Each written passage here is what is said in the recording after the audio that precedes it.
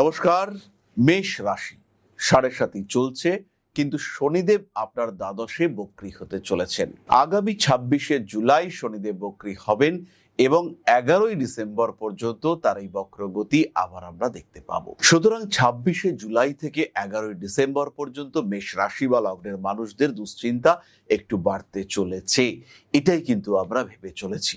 কিন্তু দ্বাদশ ভাবে বক্রী শনিদেব তিনি কিন্তু গ্রোথ দিতে পারেন। কারা পাবে এই গ্রোথ?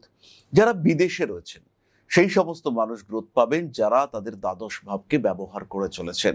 সেই সমস্ত মানুষ যারা হসপিটাল ওরিয়েন্টেড কাজকর্ম করেন, সেই সমস্ত মানুষ যাদের সঙ্গে পুলিশ এবং দণ্ড বা বিদেশ যাত্রা, বিদেশ সংক্রান্ত কোনো কাজ কানেক্টেড, যারা ইম্পোর্ট এক্সপোর্টের বিজনেস করেন, তাদের প্রত্যেকের ক্ষেত্রে কিন্তু গ্রোথ দেখতে পাওয়া যাবে।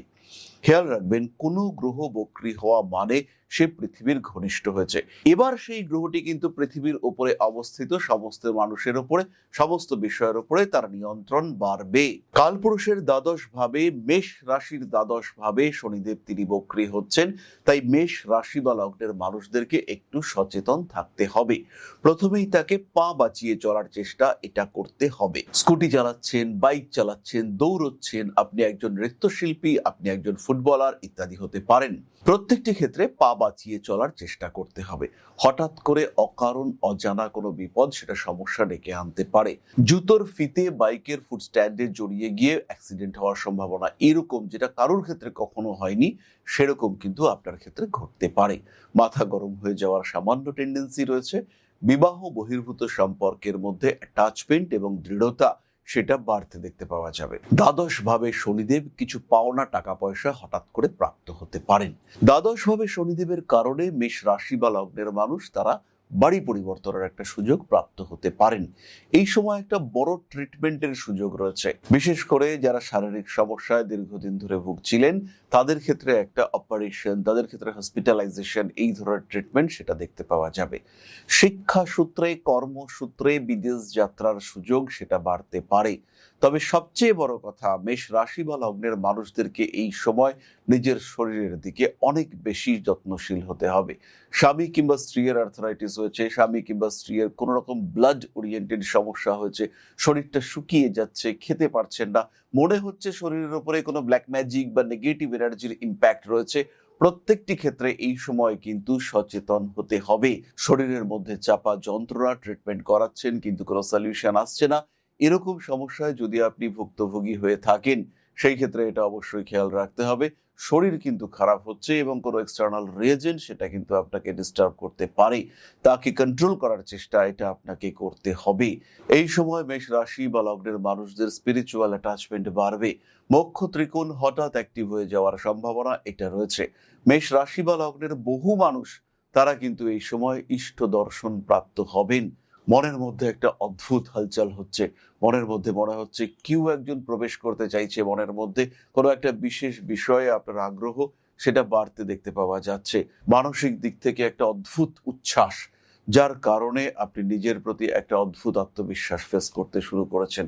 যদি এরকম হয়ে থাকে, যদি আপনার মনের মধ্যে গুরু অন্বেষণের একটা চেষ্টা হয়ে থাকে, যদি আপনার মনের মধ্যে জ্যোতিষ বা তন্ত্র সম্পর্কে জ্ঞান আহরণ করবার আগ্রহ তৈরি হয়, যদি আপনার মনের মধ্যে পূর্বজন্ম সম্পর্কে বেশ কিছু প্রশ্ন সৃষ্টি হতে দেখতে পাওয়া যায়, তার মানে কিন্তু একটাই, সেটা হলো আপনার আধ্যাত্মিক জাগরণ হতে চলেছে এবং দ্বাদশ ভাবে শনিদেব তিনি হাইলি অ্যাক্টিভ হয়ে উঠতে চলেছেন।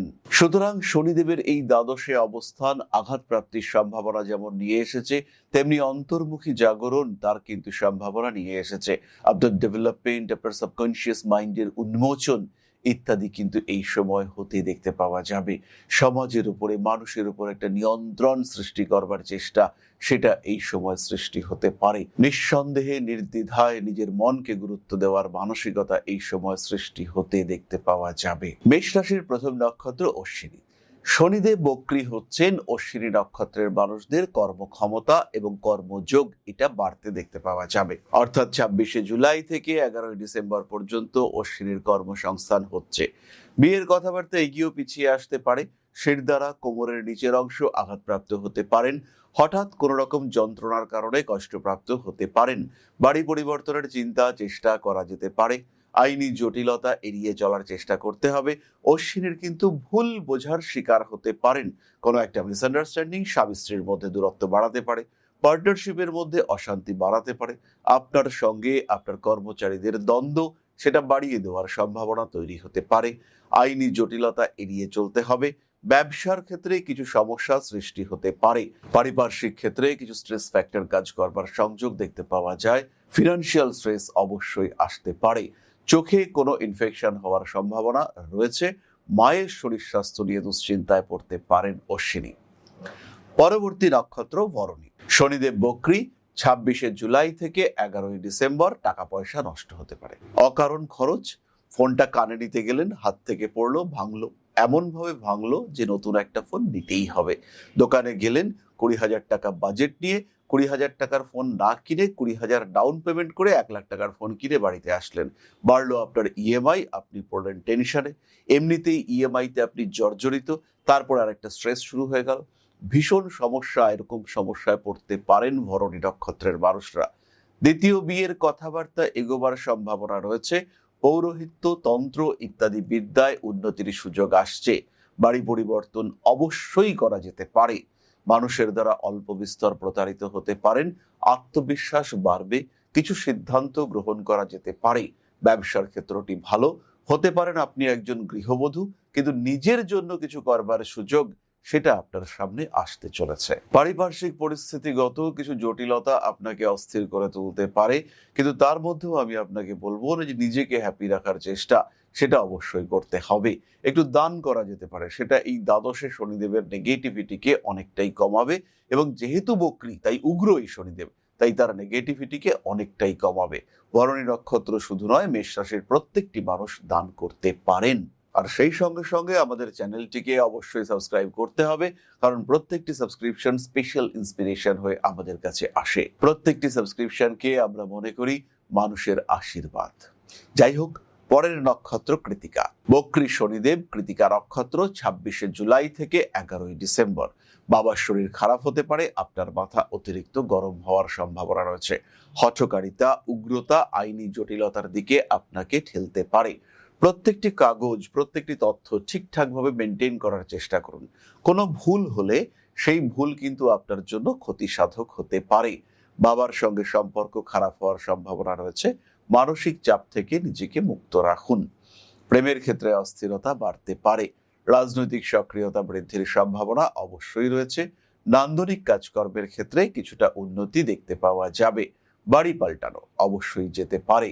গুপ্ত শত্রুতা আপনার জন্য পীড়াদায়ক হয়ে উঠতে পারে। নান্দনিক কাজকর্মে মন দিতে পারেন। কৃতিকা নক্ষত্রের মানুষদের স্বামী স্ত্রী অশান্তি কিন্তু এই সময় বাড়বে, আর তার সুযোগ অন্য কোনো মানুষ নিতে পারে। এরকম আমি কখনোই বলবো না যে আপনার আরেকটা প্রেমিকা রয়েছে, একটা প্রেমিক রয়েছে, তার কারণে ফ্যামিলিতে অশান্তি হচ্ছে। এটা খেয়াল রাখতে হবে, আপনার বাড়ির মানুষরাও কিন্তু এই অশান্তির মধ্যে সুখের ছায়া খুঁজতে পারে। আপনি আপনার বউয়ের সাথে বিরাট ঝগড়া করছেন, পাশের মানুষজন মহা আনন্দে রয়েছে, খুব ভালোভাবে সময় নিয়ে তারা সেই ঝগড়াকে উপভোগ করছে, সেই ঝগড়ার তথ্য বিভিন্ন জায়গায় ছড়িয়ে দিচ্ছে। এটা কিন্তু আপনার ক্ষেত্রে হতে পারে। তাই সচেতন আপনাকে অবশ্যই হতে হবে। নিজেকে হ্যাপি রাখার চেষ্টা আপনাকেই করতে হবে। সাতমুখী রুদ্রাক্ষ বেশ ধারণ করুন। তার সঙ্গে সঙ্গে অবশ্যই কোনো ভালো প্রতিকার ধারণ করা যেতে পারে। এই সময় বড় পরিবর্তন আসতে পারে আপনার জীবনে, এবং এই সময়কে পজিটিভ করার দায়িত্ব সেটা আপনাকেই নিতে হবে। তাহলে আজকে এই পর্যন্তই। সুস্থ থাকুন, ভালো থাকুন। জয় মা আদিশক্তি। নমস্কার। ओं अकारादि पंचाशद्वर्णेभ्यो स्वाहा। ओं प्रतिपादादि तिथिभ्यो स्वाहा। ओं कृष्णपक्षाय स्वाहा। ओं शुक्लपक्षाय स्वाहा। ओं अमावस्याय स्वाहा। ओं पूर्णिमाय स्वाहा।